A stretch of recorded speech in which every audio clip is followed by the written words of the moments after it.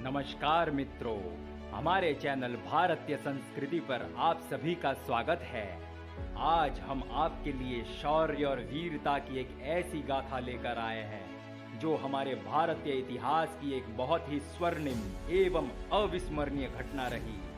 परंतु जिसे हमारे भारतीय इतिहास के पन्नों पर उचित स्थान नहीं दिया गया। यह गाथा एक ऐसे राजा की है जिनके वंशजों ने 1200 साल तक सनातन धर्म की रक्षा के लिए इस्लामी आक्रांताओं से बार बार लोहा लिया, जिनके रक्त ने भारतीय इतिहास में राणा हामिर सिंह जैसा वीर योद्धा दिया, जिन्हें संकट काल में सिंह के समान कहा जाता था, जिनके वंश में राणा कुंभा जन्मे, जिन्होंने अनेकों बार इस्लामी आक्रांताओं को धूल चटाई और जिन्होंने चित्तौड़ दुर्ग को आधुनिक मजबूत रूप दिया। हिंदुआ सूरज के नाम से जाने जाने वाले राणा सांघा भी उन्हीं के वंश में जन्मे और जिनके वंश में मेवाड़ी राणा के नाम से प्रसिद्ध भारत के इतिहास के सबसे गौरवशाली राजा महाराणा प्रताप जन्मे एवं जिनके वंश में अकबर की सेना को देवेर के युद्ध में हराकर चक्रवीर नाम की उपाधि प्राप्त करने वाले मेवाड़ के राजा अमर सिंह प्रथम जन्मे। भारतीय इतिहास को इतने सारे वीर सपूत देने वाले उन महान राजा का नाम बप्पा रावल था, जिन्हें शत्रुओं पर काल की तरह बरसने की वजह से महाराजा काल भोज नाम से जाना जाता था। आपने और हमने भी हमारे स्कूल के इतिहास की किताबों में एक आध जगह इनका जिक्र काल भोज नाम से ही सुना है, परंतु उसमें हमें केवल यह पढ़ाया गया कि वे मेवाड़ के एक राजा थे जिन्होंने 727 ईस्वी से 753 ईस्वी तक मेवाड़ पर शासन किया। मगर आज हम आपके सामने इतिहास के पन्नों से छुपाया गया महाराजा काल भोज जी का वह गौरवशाली इतिहास लेकर आए हैं, जिन्हें सुनकर आपका हृदय गर्व से भर जाएगा। मित्रों, जिनके रक्त ने भारत को 1200 वर्ष तक एक से बढ़कर एक वीर सपूत दिए हो, सोचिए उनका इतिहास कितना गौरवशाली रहा होगा। मित्रों, महाराजा बप्पा रावल ने भारत के इतिहास में एक ऐसा कीर्तिमान स्थापित किया था जो उसके बाद आज तक भारत के इतिहास में दोबारा कोई नहीं कर पाया। बात 7वीं सदी की है। कन्नौज के राजा नागभट्ट द्वितीय से मिली जबरदस्त हार और सिंध से खदेड़ दिया गया मोहम्मद बिन कासिम कुछ वर्षों बाद अरबी खलीफा के आदेश से बहुत बड़ी सेना लेकर दोबारा भारत की ओर लौटा। इस बार मोहम्मद बिन कासिम ने सबसे पहले देवास पर आक्रमण किया और वहां के बौद्धों को पराजित किया और फिर एक बार फिर से सिंध मुल्तान पर आक्रमण कर दिया। कई वर्षों तक इस्लामी आक्रांताओं की गुलामी के बाद आजाद हुए सिंध की सेना 2-3 वर्षों में इतनी बड़ी और मजबूत नहीं हो पाई थी, तो सिंध को फिर से एक भयंकर हार का सामना करना पड़ा, जिसके बाद सिंध ने जिहाद का वो भयंकर मंजर देखा जो सिंध ने पिछले आक्रमण के बाद के गुलामी के वर्षों में भी नहीं देखा था। क्योंकि मीर कासिम जब वर्षों सिंध में रहकर अरब वापस गया था तो उसने अरबी खलीफा के सामने भारतीय संस्कृति का पूरा वर्णन किया था, जिस पर खलीफा ने कासिम को इस बार बहुत से अलग और नए फरमान दिए थे, जिसमें यह था कि काफिर जिन गायों की पूजा करते हैं उन्हें हर चौराहे पर काटा जाए, काफिरों को इस्लाम कबूल ना करने पर मार दिया जाए और जो काफिर इस्लाम कबूल करे सबसे पहले उसको मुंह खोलने को कहा जाए और अरबी सेना में से कोई भी एक उसके मुंह में थूके और वह मुंह में थूका हुआ थूक अगर काफिर अपने मुंह से वापस थूक दे तो सर कलम कर दिया जाए और अगर निगल ले तभी उसे इस्लाम मजहब में शामिल किया जाए और काफिरों की सभी औरतों को पकड़कर बंदी बनाकर अरब भेज दिया जाए और एक भी काफिर महिला के शरीर पर कोई भी कपड़ा ना हो। और हुआ भी ऐसा ही। बहुत बड़े पैमाने पर सनातन धर्म की आस्था के प्रतीक गौ माताओं को गांवों और नगरों के सभी चौराहों पर काटा जाने लगा। हिंदू महिलाओं को बहुत बड़ी तादाद में बंधक बना निर्वस्त्र अवस्था में अरब भेजा जाने लगा, जहां औरतों की मंडी लगाकर उन्हें बेचा जाने लगा। भयंकर अत्याचार होने लगा। और इस बार कासिम सिर्फ सिंध तक सीमित नहीं रहा, बल्कि उसने सिंध से आगे और आसपास के बहुत से नए राज्यों और इलाकों को अपना शिकार बनाया, जिसमें गुजरात का भुज और पंजाब का एक बहुत बड़ा क्षेत्र भी शामिल था, जहां के लोगों ने अरबी आक्रांताओं की बर्बरता का सिर्फ किस्सा ही सुना था। वे लोग आज उन क्रूर आक्रांताओं की हैवानियत को अपनी आंखों से देख रहे थे। इतना भयंकर अत्याचार होने लगा कि लोग अपने प्राण बचाने के लिए अपने गांव और नगरों को छोड़कर भागने लगे। उसी समय कासिम के कहर से अपनी जान बचाकर भाग कर आए लगभग 300 लोगों की एक टुकड़ी मेवाड़ की धरा पर पहुंची, जहां जाकर उन्होंने परम महाकाल भक्त शूरवीर सत्यनिष्ठ धर्मवीर राजा महाराज बप्पा रावल के बारे में सुना। जब उन्होंने स्थानीय लोगों से बप्पा रावल जी का पूरा इतिहास सुना कि कैसे मात्र 20 वर्ष की आयु में मेवाड़ के गुहिल वंश में जन्मे बप्पा रावल जी ने अत्याचार से शासन करने वाले अंत के मौर्य शासकों को हराकर प्रजा को सुखी किया, और उन्होंने बप्पा रावल जी के परम शिव उपासक होने के बारे में भी सुना, और यह भी सुना कि वे उस समय के भारत के एक सुप्रसिद्ध संत हरित ऋषि के शिष्य हैं, और उनका बचपन उन्हीं महान हरित ऋषि के चरणों में सेवा करते बीता है। बप्पा रावल जी के इतने बड़े बड़े किस्से कहानियाँ और उनके महान व्यक्तित्व को सुनने के बाद वे सभी चित्तौड़ पहुँचे और बप्पा रावल के सामने अपनी व्यथा सुनाई कि किस तरह सनातन धर्म पर कासिम की सेना ने आघात किया है। उनकी व्यथा सुनते सुनते जैसे ही बप्पा रावल ने महिलाओं को निर्वस्त्र अवस्था में अरब भेजकर बेचने की और सनातन धर्म की आधारशिला गौ माता को नगर के चौराहों पर काटने की बात सुनी, तो बप्पा रावल ज्वालामुखी के विस्फोट की तरह क्रोध से धधकती आंखों के साथ सिंहासन से उठ खड़े हुए। कहा जाता है कि बप्पा ने तब एक क्षण भी गवाए बिना, रणनीति तय करने में समय गवाए बिना, तुरंत अपने सभी सेनापति और सरदारों को आदेश दिया कि राज्य की 90% सेना इकट्ठी कर एक प्रहर के अंदर अंदर बिना समय गवाए सिंध की तरफ कूच की जाए। इस आदेश पर कुछ महामंत्रियों ने जब ऐसा कहा कि महाराज, सिंध हमारे राज्य से बहुत दूर है और मेवाड़ को उन लुटेरों से कोई खतरा भी नहीं, और महाराज, एक राज्य पर जीत के बाद कई बार अलग अलग शासकों का राज एवं अधिकार होता है, इसमें कुछ नया नहीं है। वीर भोग्य वसुंधरा, और महाराज, बिना किसी शत्रुता के हमारा सिंध पर यूं आक्रमण करना नीति विरुद्ध होगा। महामंत्रियों का ये तर्क सुनकर बप्पा रावल सिंह के समान गरज कर बोले,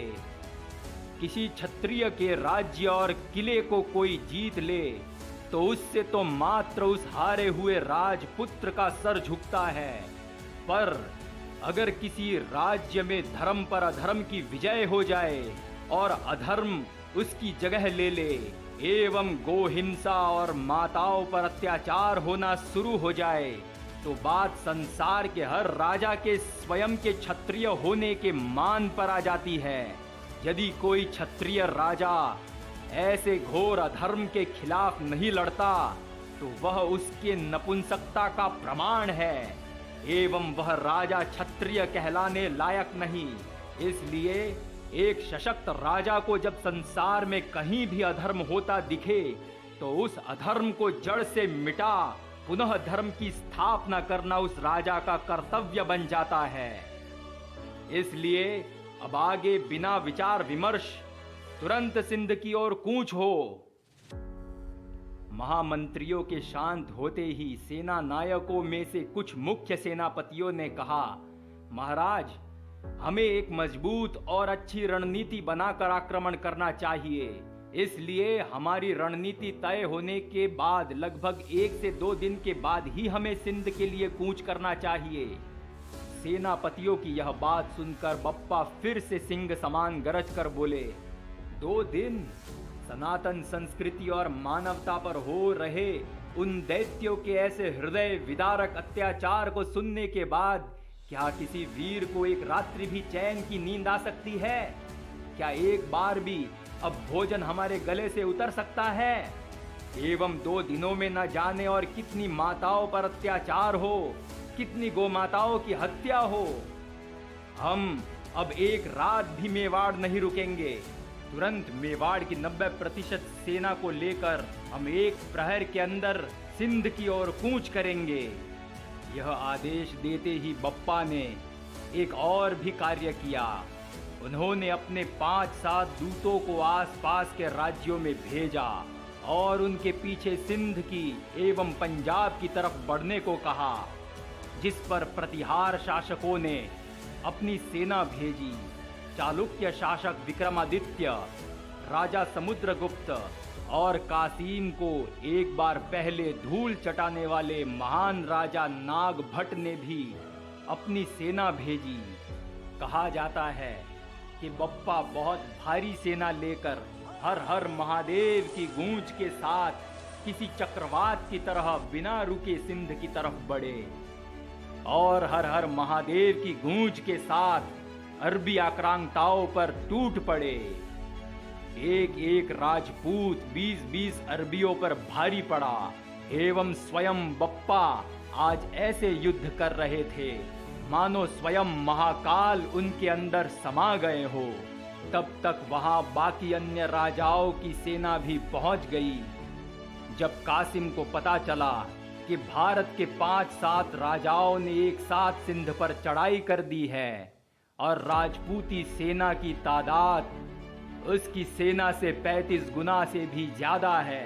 तो वह तुरंत अपनी सेना को अरब की ओर लौट भागने का आदेश देता है। परंतु अधर्म को जड़ से मिटाने के उद्देश्य से निकले बप्पा रावल ने सिंध जीतने के बाद सभी राजाओं को अपनी अपनी आधी सेना को अपने राज्यों में वापस लौटने का आदेश दे दिया और सभी राजाओं को उनके नेतृत्व में बाकी आधी सेना लेकर एकजुट होकर एक महासेना का निर्माण करने को कहा और उस महासेना के साथ अरब की ओर कासिम के पीछे चलने को कहा, जिस पर बप्पा रावल के नेतृत्व में बाकी पूरी सेना अरब की ओर निकली। कासिम का पीछा करते करते बप्पा रावल की सेना जहां जहां से होकर गुजरती वहां वहां के राज्यों को अरबी हुकूमत से आजाद कराती जाती। गांधार, आर्यना जो कि वर्तमान ईरान है एवं पर्शिया जो कि वर्तमान इराक है, इन सभी देशों से भी अरबियों का आतंक खत्म कर बप्पा की सेना कासिम के पीछे अरब तक पहुंच गई। उससे पहले अरबी खलीफा हैजाज को जब भारतीय सेना के आर्यना तक पहुंचने की बात पता चली तो हैजाज ने अपनी सेना पर्शिया की रक्षा के लिए भेज दी थी, जिसे कुचलते हुए बप्पा की सेना अरब पहुंची और उसके बाद अरबी खलीफा से युद्ध आरंभ हुआ।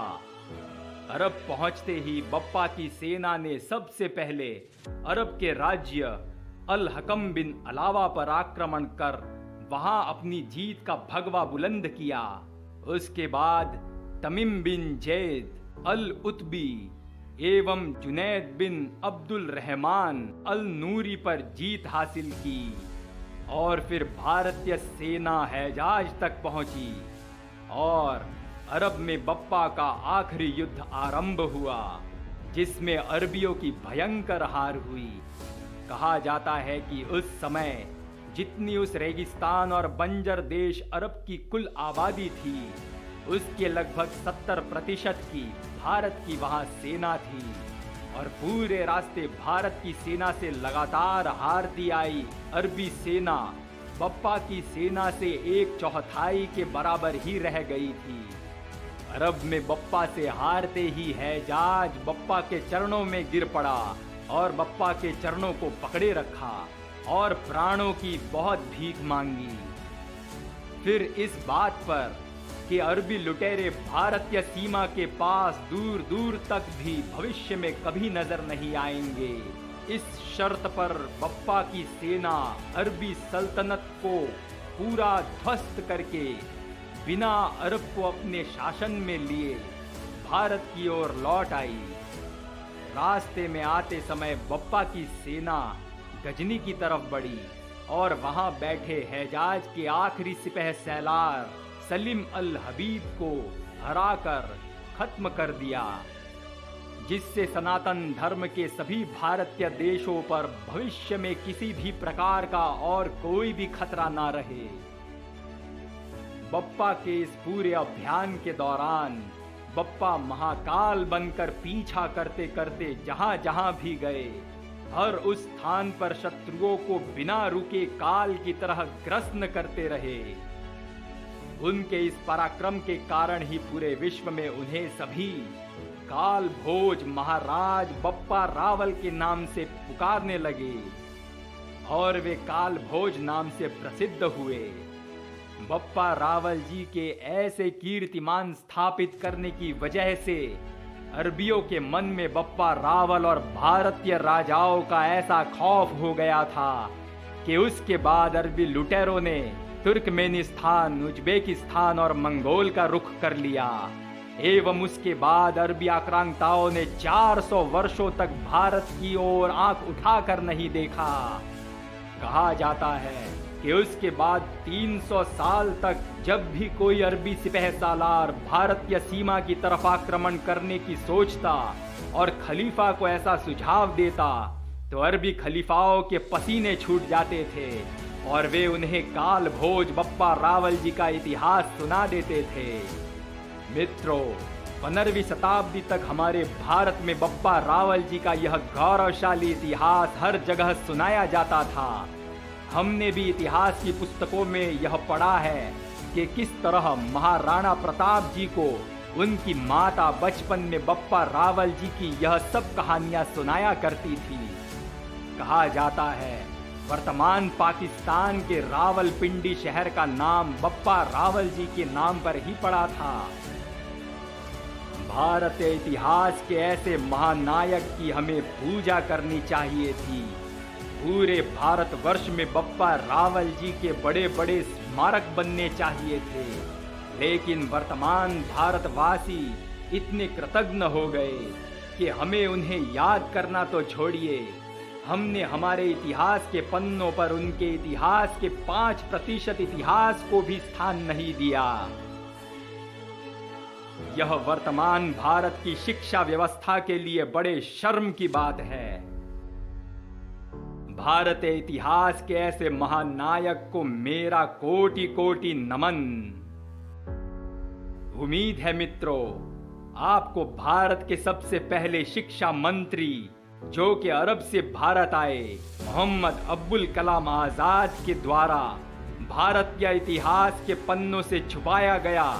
बप्पा रावल जी का यह सत्य इतिहास जो हमारे द्वारा बताया गया अच्छा लगा होगा। इसी तरह की और भी अनेकों उपयोगी जानकारी देखने के लिए जुड़े रहे